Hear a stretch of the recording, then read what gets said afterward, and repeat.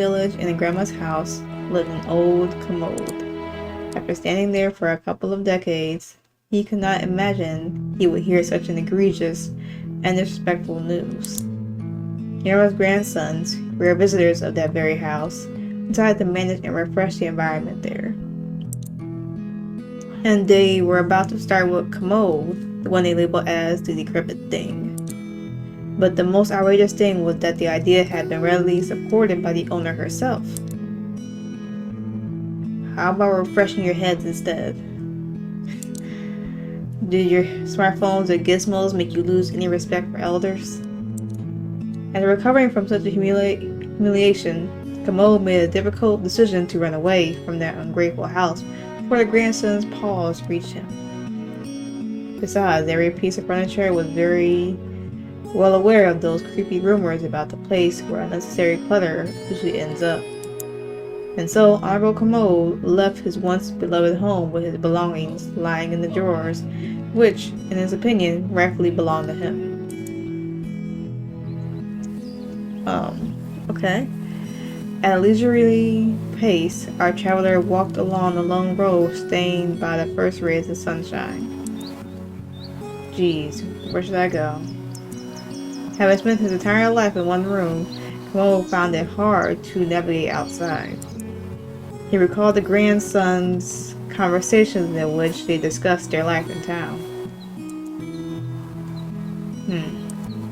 Towns and cities serve as a shelter for many humans, so obviously they all might be in need of getting some furniture. This simple reasoning awoke new hope in him. With no other choice, Commode chose to go down a random road and step towards his fate. While approaching the town, Commode's attention was drawn by a roar of a nearby dump truck. He stepped away, glanced at it. Someone was miserably sitting on a pile of trash. Adjusting his glasses, Commode realized there were not one but two of them. A sudden thought made him consider whether it would be better to visit that notorious dump to finally find out the whole truth. But even inside, he was genuinely hoping for all the rumors to turn out false. After all, he loved his old house and therefore looked for any pathetic excuse to return.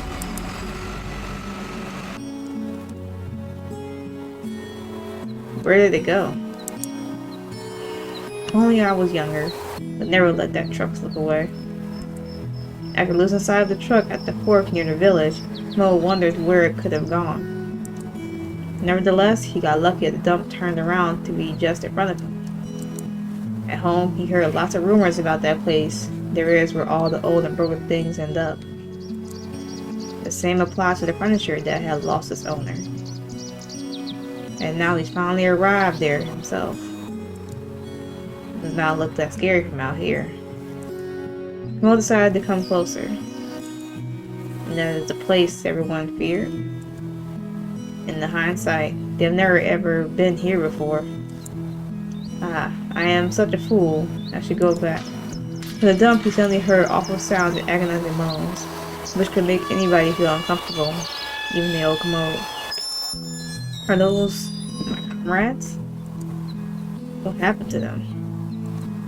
Even from here, I can hear this terrible creak of rusty hinges in the wind.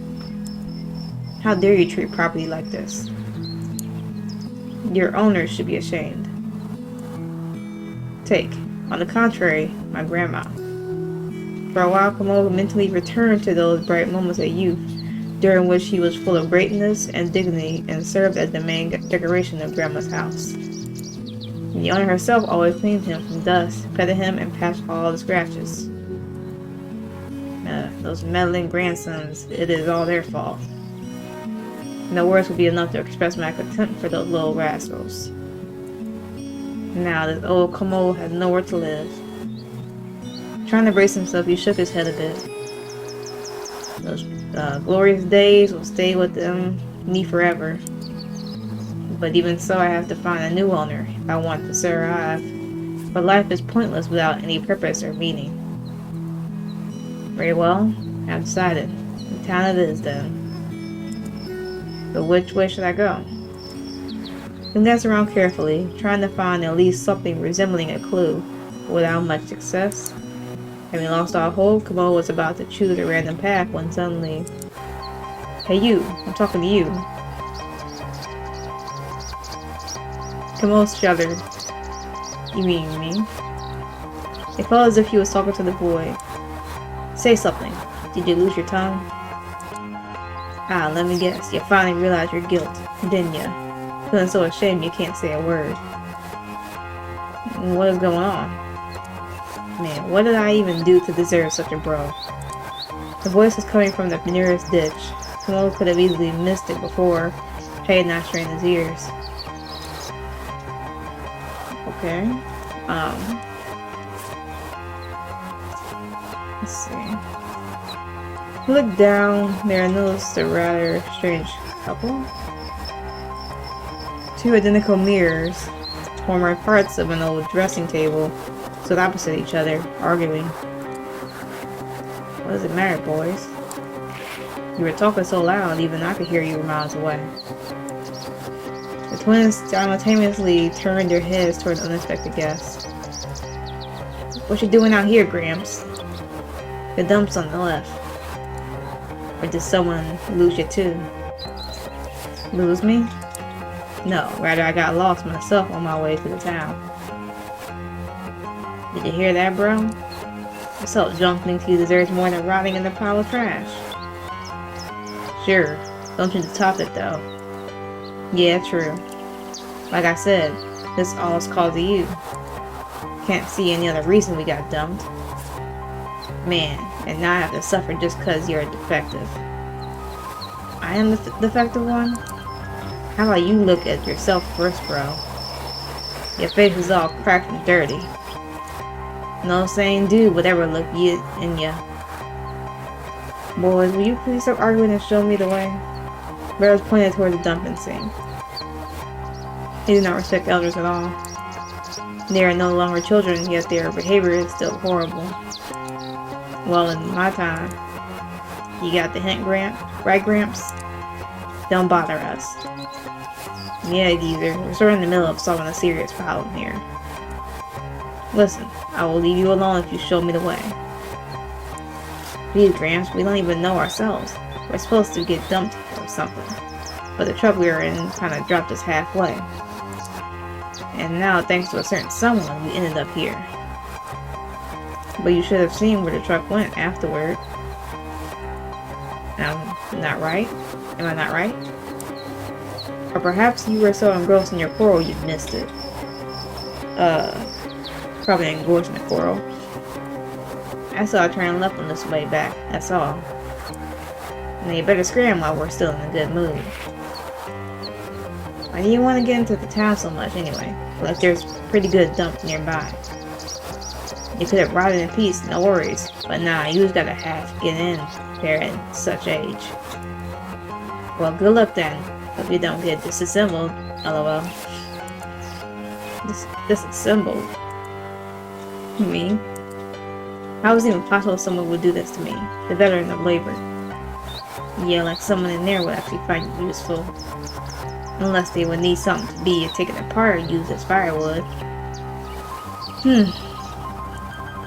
Anyway, let's stay here another minute and there will be nothing left to take apart. Get it? More than enough.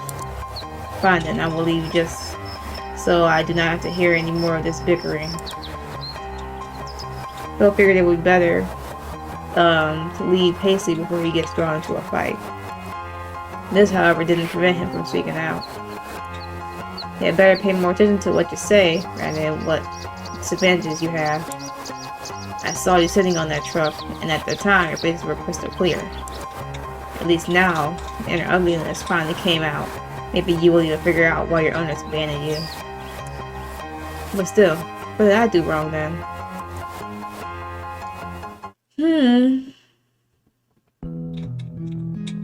Okay, while being tormented by these thoughts, he managed to reach town at night.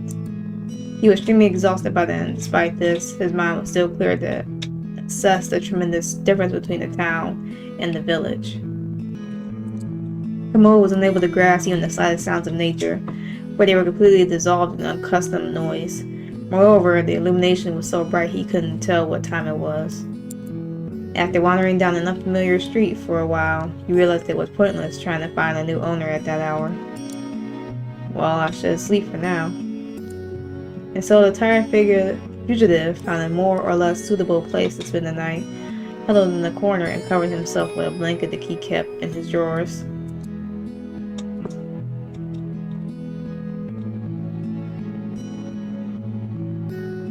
Commode had done the right thing by choosing that deserted alley as a sleeping place.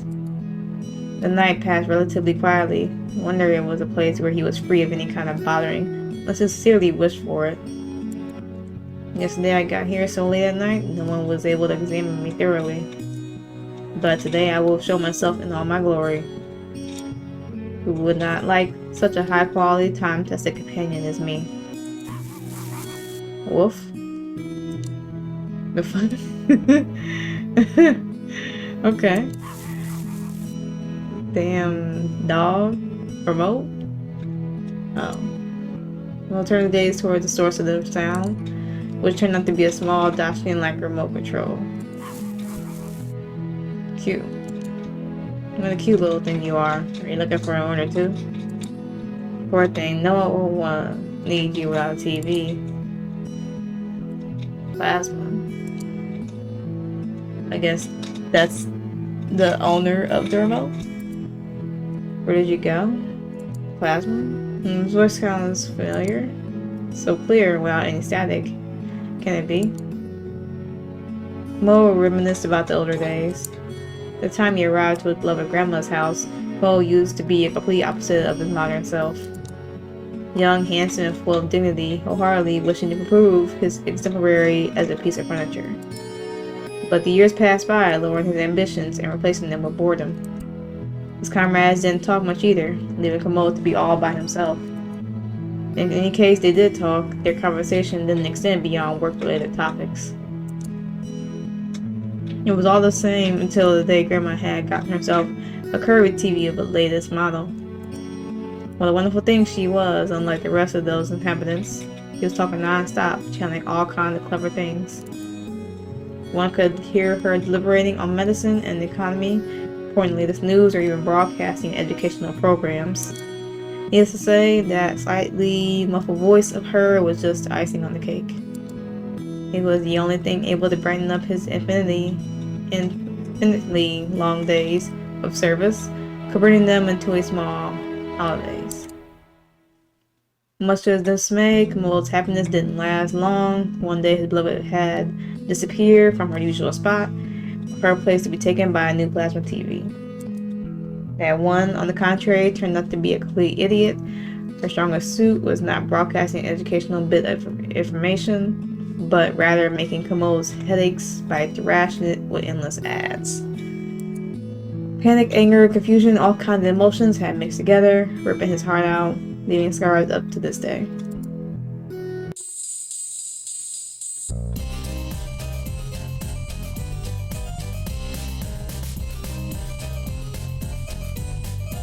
Okay, I hope y'all saw the ad on the bottom.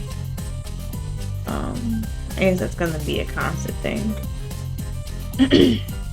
Name's Sonia, but alright. There you are. Knocking like remote hurried back to its owner. Are you alright, dear, my dear? Has that yucky Commode done anything to you? Haven't I told you not to approach strangers? Plasma. Huh? Do I know you? Do you not remember me, you dick-skulled thingamabob? That's insane. Well, I do remember you, alright? I think you're mistaken, my dear. I have not the slightest clue about whom you might be. Huh? Grandma's house? A curvy TV had been there, which you mercifully replaced. She was not even bothering anyone. But you. Calm down, Pops, will you? I was taught to respect elders, so I will say it again. I don't know you. My owner hadn't had any pudgy TVs before. I was his first. Pudgy. She was the most beautiful thing out there. Unlike you and the other modern gizmos, you all are disgraces, spreading nothing but disgration. I bet it had not even been a year before you got kicked out. Just so you know, Pops, devices like me are what's going to shape the future. My ex-owner didn't think so, though. Huh, what an idiot. He gave me up for some bimbo with voice control. Like everyone knows that my smart TV system is way better. Still, you did not end up on the street for no reason. That is for sure. Should I name you one? Or perhaps you will figure it out yourself. It's none of your business anyway. Just you wait. Once I get myself a nice boy. a nice owner. I'll start to live my life to the fullest. Look at me. Young, promising gal. Just what everyone needs these days. But speaking of you, Pops. Like the you belong to the museum, the folks there will be more than happy to get their hands on someone like you. Want an address? How about I give you the address of the household appliances and the digital equipment repair center first? Oh, you're so rowdy. Where did you even come from? Some antique store? Or a flea market? I know. Because you're so scary and all, you'll probably disassemble the different parts like some kind of friend IKEA style. Am I right? Ho ho ho. Okay, you. Anger Commode ripped off his hat, swinging it before the eyes of the bully. And at the very moment, Remy finally getting rid of the muzzle, Board's fingers in the hat. Ah, stupid plastic box. Get off of me, or you will regret it. Remy had no intentions of stopping. Commode was left with no choice but to do something radical. He attempted to use his other hand to rescue the hat from the angry creature, ended up accidentally hitting the RC in the nose, knocking it off. Had him standing still in shock all this time, suddenly shuddered and turned off. Ah, so that was the magic button. In that case, let us see how smart you actually are. Taking advantage of the situation, Commode decided to see for himself how her praise system worked. Looks like I thought. You plasma TVs are all the same. Smart TV, you say, huh? Yet it all comes down to the endless stream of ads.